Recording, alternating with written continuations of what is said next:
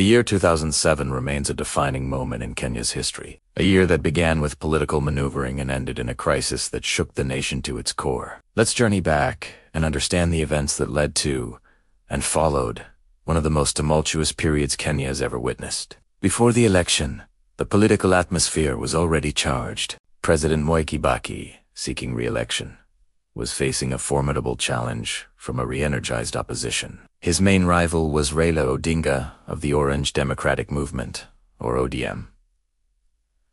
Another key player was Kalonzo Musyoka, representing ODM-Kenya. The seeds of this contest were sown years earlier, particularly during the 2005 constitutional referendum. The government's proposed constitution was defeated, and two of the leading figures in the No campaign were none other than Odinga and Musyoka. This victory emboldened them, setting the stage for a major political showdown in 2007. President Kibaki's government had made some attempts at constitutional reform before the polls, a key demand from the opposition, but many critical changes were left incomplete. Meanwhile, concerns about security were growing. Earlier in the year, the government had introduced tough anti-crime measures, including a controversial shoot-to-kill directive for police in certain situations, hinting at the underlying tensions within the country. As the election drew closer, the rivalry between Kibaki's newly formed Party of National Unity, PNU, and Odinga's ODM, creating a deeply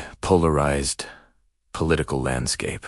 On December 27, 2007, Kenyans turned out in large numbers to cast their votes in what was hoped to be a peaceful democratic exercise. They voted for their president, members of parliament, and local councillors. The initial voting process was largely calm, but as the tallying began, things started to go wrong. Delays in announcing the presidential results fueled suspicion. When the Electoral Commission of Kenya finally declared President Mwai Kibaki the winner on December 30th, the announcement was met with widespread disbelief and accusations of rigging from the opposition. What followed was a spontaneous and tragic eruption of violence. The disputed results ignited long-simmering ethnic tensions, plunging parts of the country into chaos. For nearly 2 months, Kenya experienced unprecedented civil unrest. Supporters of the rival political factions clashed, property was destroyed, and families were torn apart. The violence was brutal, leading to an estimated 1,300 deaths and the displacement of up to 600,000 people who were forced to flee their homes,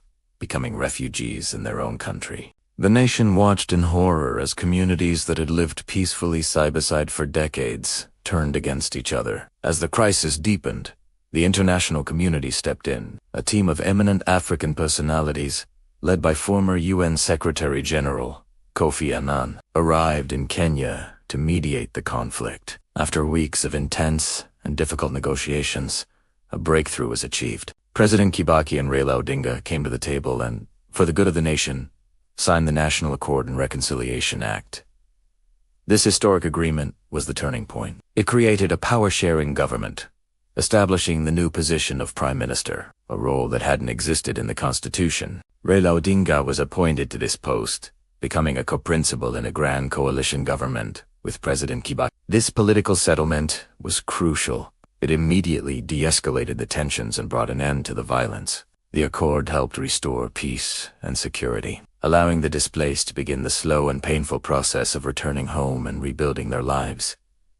The 2007 crisis served as a powerful lesson for Kenya on the importance of national unity, credible elections, and peaceful resolution of disputes. Thank you for watching. If you found this video informative, please give it a thumbs up, subscribe to our channel, and hit the notification bell so you don't miss our future content.